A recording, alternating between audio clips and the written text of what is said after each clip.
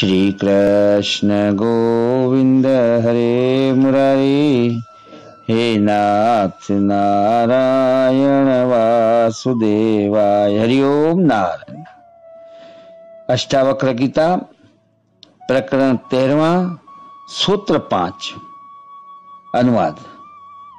मुझको ठहरने से, चलने से या सोने से अर्थ और अनर्थ कुछ भी नहीं।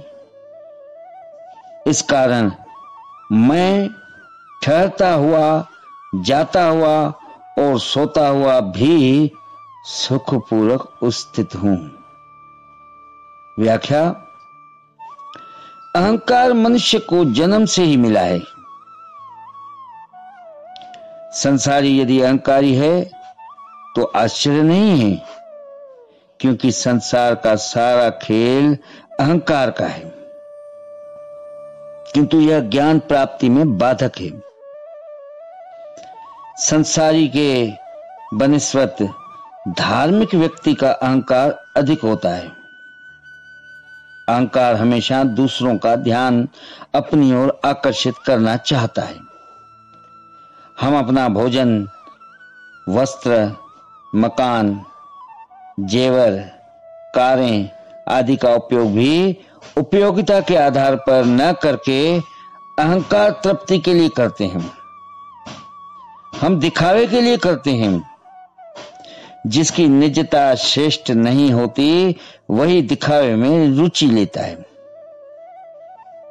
जिसकी निजता श्रेष्ठ नहीं होती वही दिखावे में रुचि लेता है। छोटे व हीन व्यक्तियों का अहंकार सर्वाधिक होता है। ज्यों-ज्यों अहंकार बढ़ता है, व्यक्ति की श्रेष्ठता कम होती जाती है। मनुष्य भी प्रकृति का ही एक अंग है। प्रकृति के अन्य सभी अंग निरुद्देश्य जी रहे हैं, अपने स्वभाव में जी रहे हैं, किंतु मनुष्य ने अपने जीवन का उद्देश्य निश्चित कर लिया है। उसने अपने काम का उद्देश्य निश्चित कर लिया है। जहां तक कि खाना, पीना, उठना, चलना, फिरना, सोना आदि के भी उद्देश्य बना लिए।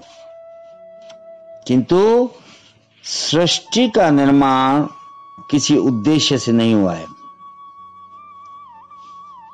एक ही चैतन्य ऊर्जा स्वाभाविक रूप से अपने गुण कर्म के अनुसार प्रस्फुटित हुई और फैलती गई। यह इसका उद्देश्य नहीं, स्वभाव है। यह इसका उद्देश्य नहीं, स्वभाव है। उद्देश्य निश्चित करना मनुष्य की व्याख्या है। स्वोद्देश्य जीने से अहंकार की तृप्ति होती है, किंतु उद्देश्य निश्चित करने से ही संघर्ष आरंभ होता है। खेल में जीतना यदि उद्देश्य हो तो संघर्ष अनिवार्य है। धन इकट्ठा करना उद्देश्य हो तो शोषण, बेईमानी, भ्रष्टाचार आवश्यक है। परीक्षा में पास होना उद्देश्य हो तो हथकंडे अपना आवश्यक है। जो कार्य स्वभाव से होते हैं उनमें अहंकार निर्मित नहीं होता। संत भी अहंकार को बढ़ाने के लिए शोभा यात्रा निकलवाते हैं, बैंड बाजे बजवाते हैं, नग्न रहते हैं, उपवासों का भी हिसाब रखते हैं कि कितने कितने उपवास किए। यह अहंकार विभिन्न रूपों में प्रकट होता है। जनक जी कहते हैं, मैं आत्मज्ञान को उपलब्ध हो गया जो मेरा स्वभाव है। अब मैं अपने स्वभाव में जी रहा हूं। लाभ हानि, अर्थ अनर्थ की दृष्टि से नहीं जी रहा हूं। अब मुझे ठहरने से, चलने से या सोने से न कोई अर्थ है न अनर्थ। ये कार्य स्वाभाविक से हो रहे हैं, न दिखावे के लिए न लाभ हानि के लिए। ऐसा करके मैं सुखपूर्वक स्थित हूं।